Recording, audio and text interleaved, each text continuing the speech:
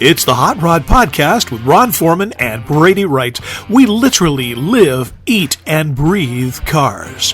Thanks for joining us on the podcast today. Make sure that you hit the subscribe and the like button, mash the notifications on so that you'll know every time we put a new show together and bring it to you here on YouTube. Time to get going. Let's see what's happening this week.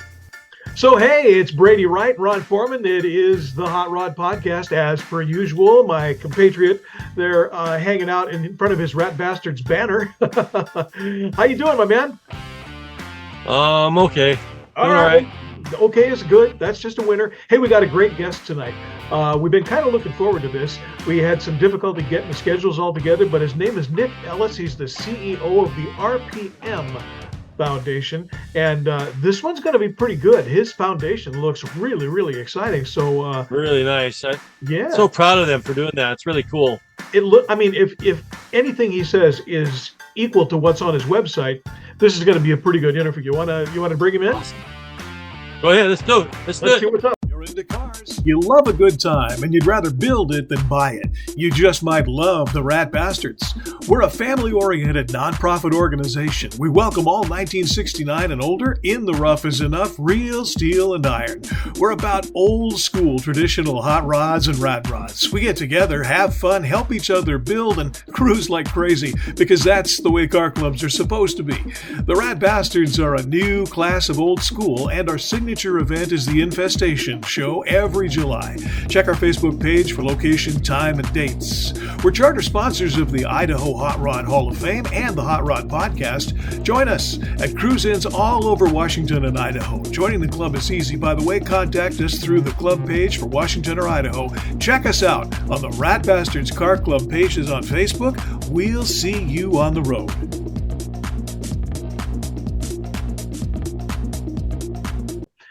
As mentioned, Nick Ellis is here. Nick is the CEO for the RPM Foundation. And Nick, welcome to the show. Thank you so much for having me. Welcome. Yeah, we with this, for people who are watching, we had a lot of fun scheduling this thing, and we finally got it to work the way we wanted it to work. Nick is a busy guy, and people don't maybe know as much about RPM Foundation as they might if they're not really into the car business, although our audience probably is. Give me the five sentence thumbnail about what the RPM Foundation actually does. Yeah, so basically we're a skilled trades advocate for vehicle restoration and preservation, hot rod building, classic cars in general, classic cars, classic motorcycles, classic boats. If you're an enthusiast, then you know that there's a massive skilled trade shortage facing this industry in general. We're doing what we can in form of grant support, scholarships, apprenticeship programs, internships, and outreach programs in order to combat that skilled trade shortage. And one of the things, I mean, the M in RPM stands for mentorship, and that's a big part of what you do now. Cleverly enough, he has the logo. We spent some time, Ron and I both, going through the webpage and things. And by the way, it's our rpm.foundation.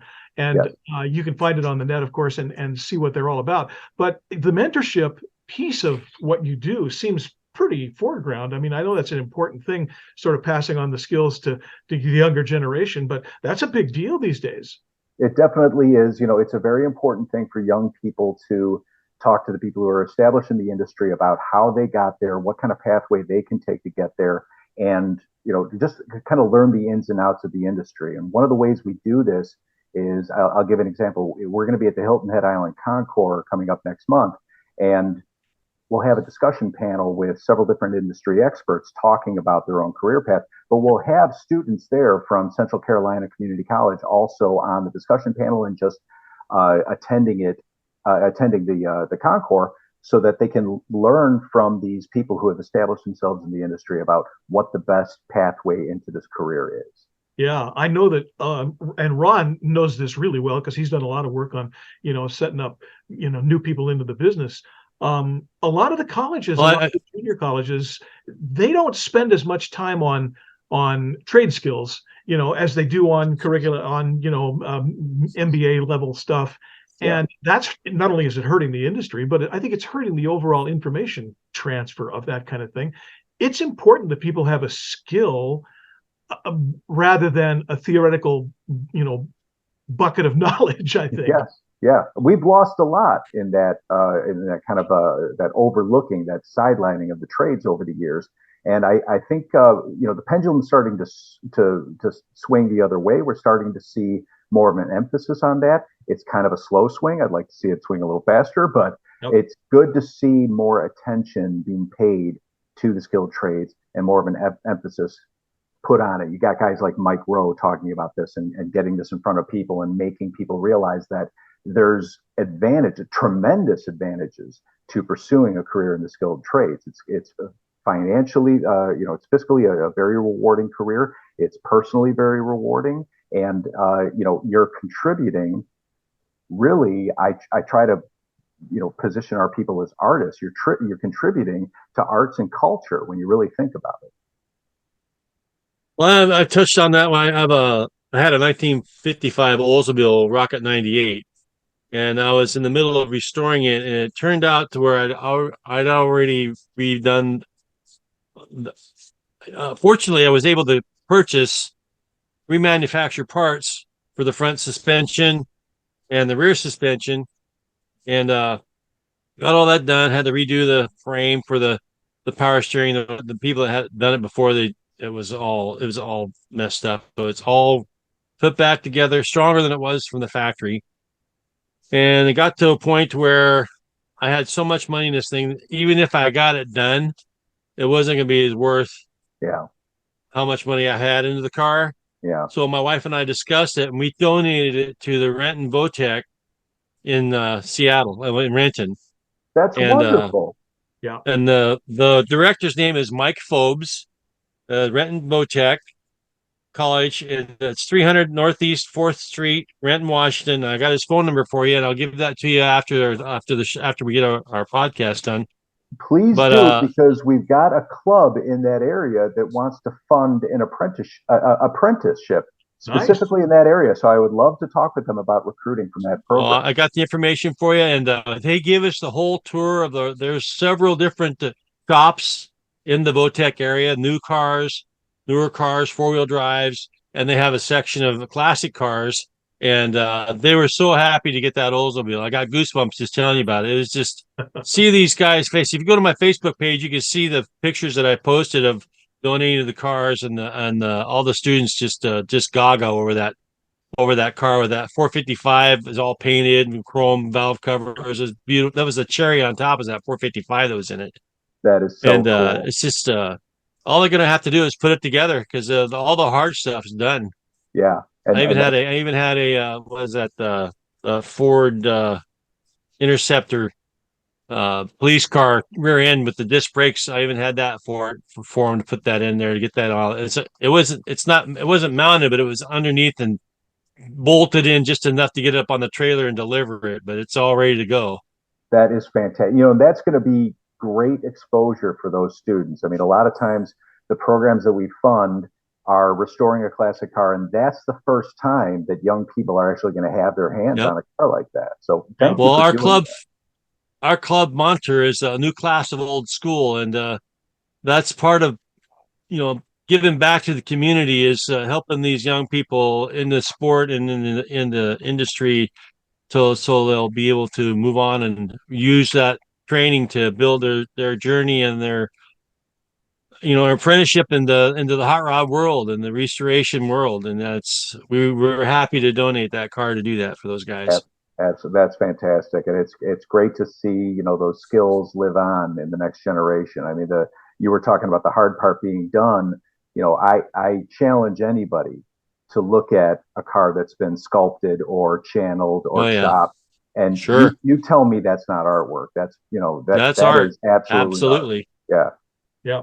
We've had it's been really kind of gratifying doing the show, in as much as we've been able to talk to some people who kind of have similar mindsets. One of our previous shows was with an outfit in Salt Lake City called Salty Rods, and they Kay Turkelson down there and Richard Fruin run that program, and they have spent a lot of time working with students in one of the local techs. And I don't know if you know of them or not, but they have done some amazing stuff. They're building, as we speak, they're making a crew cab out of a mid-70s set of trucks, and they're not even the same year, and they're not really even the same style, but the kids are like, we can do this. And it's just grand. They're sending us, videos of the thing. It's going to be pretty awesome. And That's just sheer fun. Like, oh, you think that'll fit? Nope. Welcome to fabbing. right. Yep. I don't Absolutely. want to take us too far down a rabbit hole because I know we've got limited time. But how much do you love Kay?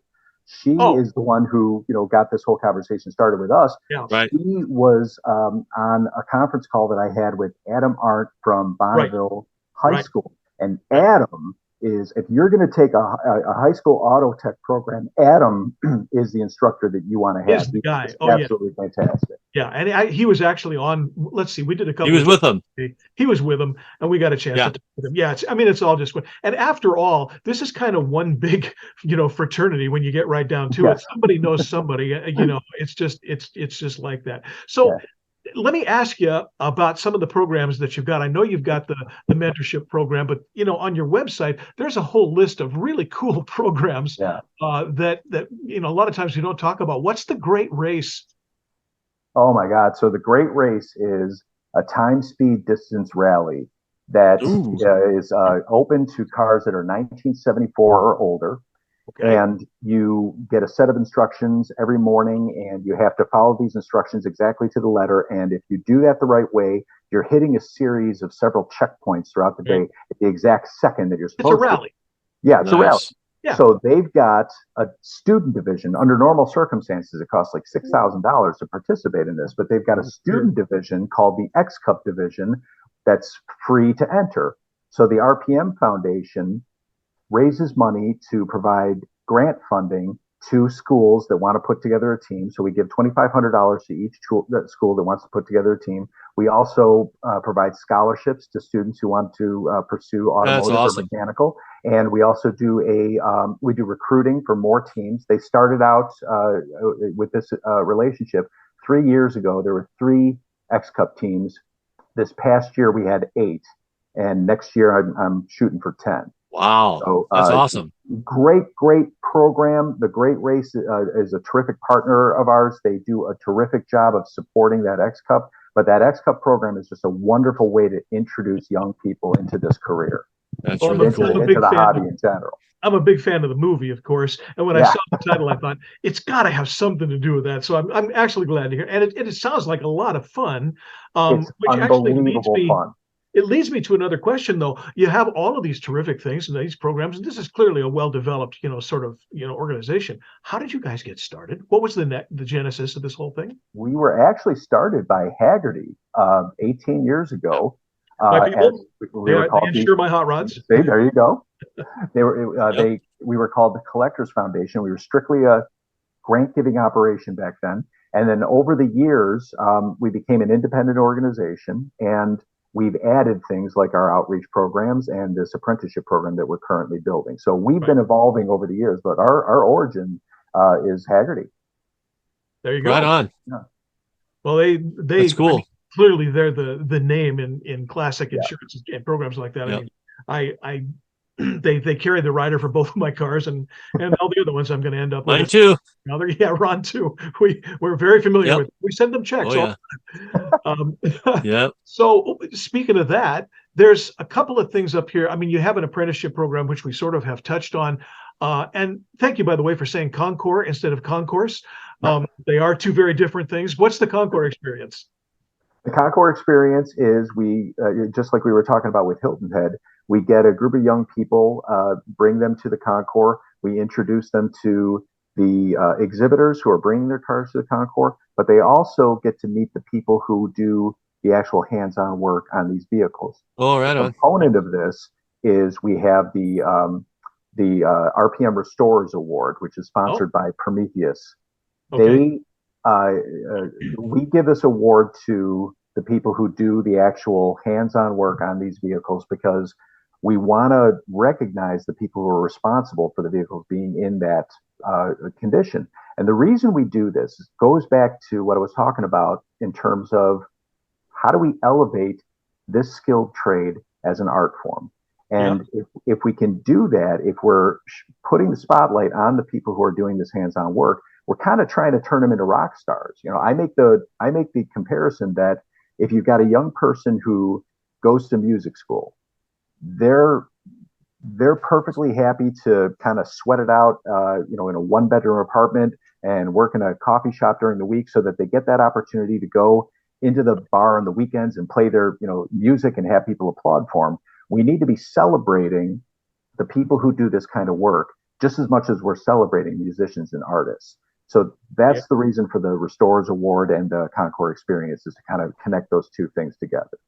Well, that's cool. So Mike Phobes, the gentleman that I give the Oldsmobile that runs the Votech, he has a B2 V12s in a coach. It looks like a hearse. And it's got the exhaust pipes go clear up. It looks like an organ.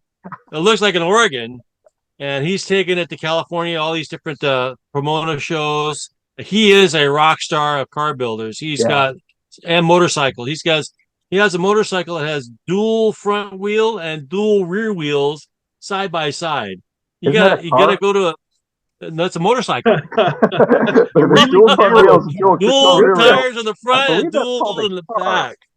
Yeah. So he's quite the engineer. You have to check out his website and Facebook page, Mike Phobes. See that, And he's got the Dodge Tomahawk, that experimental motorcycle from maybe 10 years ago, had the two wheels real close together. But with shows like Welder Up and Counting Cars and the rest of those guys.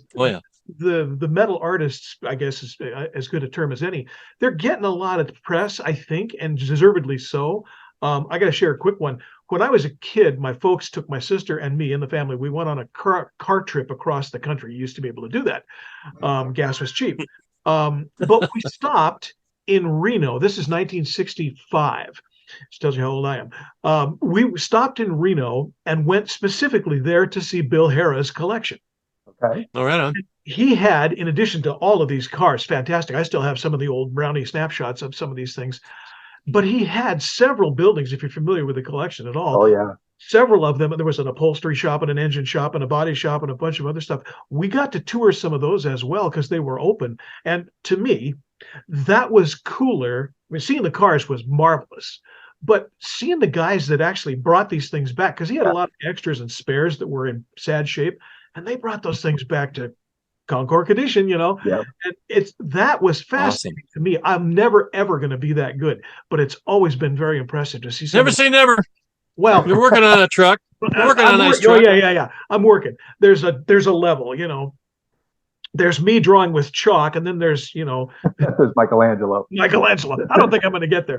But I mean, that stuff is exactly, I think, why we're all kind of here. You strive, you do the best you can, but if there's a way you can help somebody who truly has a gift, give them some space, or some money or something, because that kind of thing is sort of going away. It shouldn't.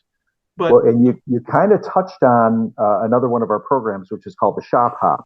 Right. So, and this is where we bring a group of students directly to a restoration shop, and we show them that, like behind the scenes look of here's how everything is done. And they get to actually see the techniques that are used in building these cars. Yeah. And we've actually had many young people go on tours of these shops and end up, we encourage them to bring a resume. We can encourage them to bring business cards and make connections. And they've ended up working in those shops. Awesome. That's pretty cool. That's cool.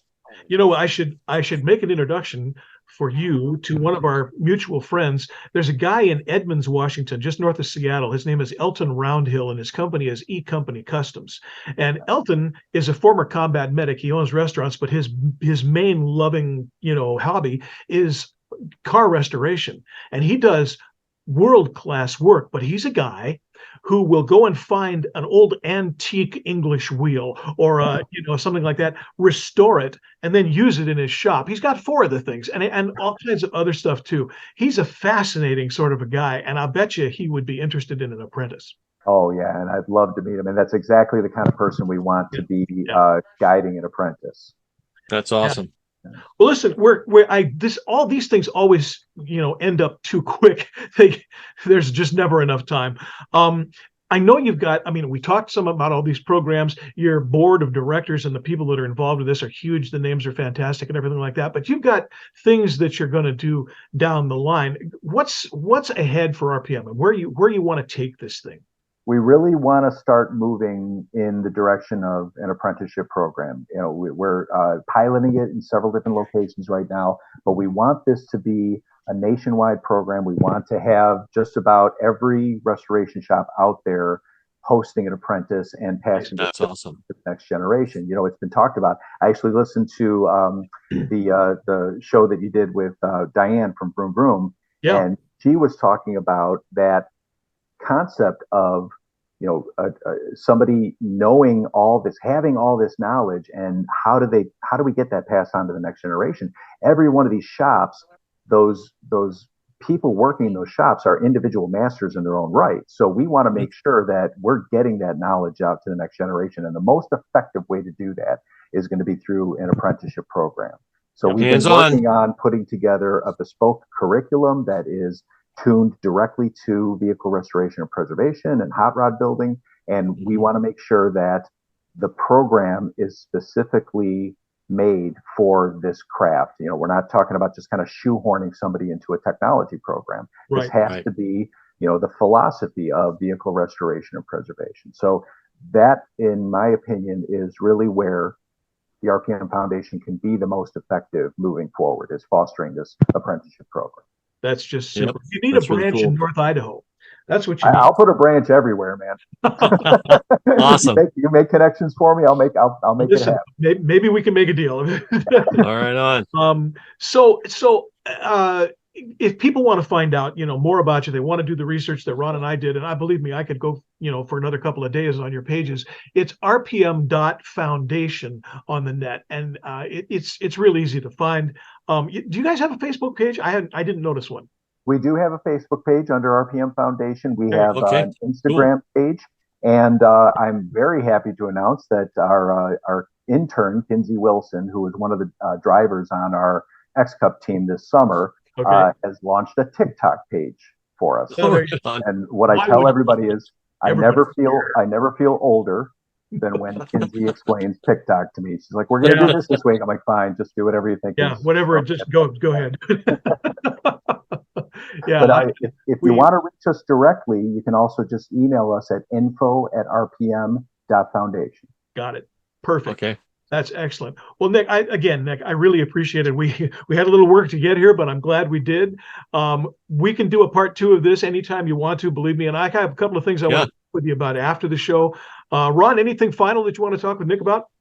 No, I just love your programs. I think you're doing a great job. And whatever you need, if I can help, I'm there for you, man. That's really cool. We're all about the next generation of hot rodding and our sport. You got to promote it, or it's going to pass us by. Thank you for having that attitude. Thanks for having me on, and thank you for everything that you do to promote that amongst the next generation. I really appreciate what you're doing. Super. Well, Nick Ellis, RPM Foundation, thanks for joining us on the Hot Rod Podcast. We'll do this again. Thanks for having me, guys. The Hot Rod Podcast is sponsored by the Idaho Hot Rod Hall of Fame, a nonprofit organization that recognizes and rewards men and women who actively promote the hot rod community, clubs, and builders all over the state of Idaho. Every year we award a Hot Rodder of the Year, a Club of the Year, and a Young Rodder of the Year, as well as giving out scholarship money to students in the auto trades programs at local colleges. If you want to know more, or if you want to nominate an honoree, go to idahof.org or email us at idahof@gmail.com. That's idahof, IDAHHOF.org, or again, idahof@gmail.com. What a great guy. That was awesome. What a tremendous. And hey, thanks for bringing up the fact that you donated that car to the Renton Votech. That was really cool, first off, that you did it. But also, you know, he kind of liked that and passed on the information. Is good. I hope that comes to fruition for you. I think it's going to be a win-win for them and for the Renton Votech. It's going to be awesome. Yeah, no doubt. Well, listen, if you missed any part of that show, shame on you. But if you did, it's rpm.foundation on the web. He's also got a Facebook and an Instagram page, and apparently they're going to be on TikTok. So we'll see what happens with that. Right on.